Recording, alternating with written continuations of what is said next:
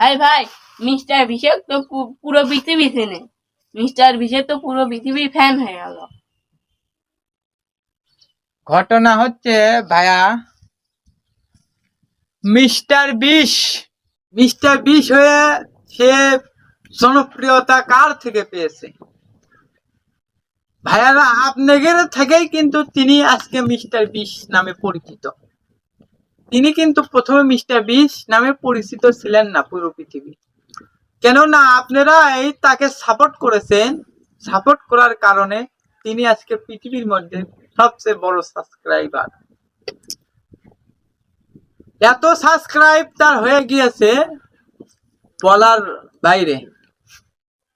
আপনার তিনি যে সাবস্ক্রাইব হয়েছে শুধু আপনাদের ভালোবাসায়। এখন যদি আপনারা আমাকেও ভালোবাসা দেন, আমিও কিন্তু নাম ডাক হয়ে যাব। জানি আপনারা দিবেন না ভালোবাসা,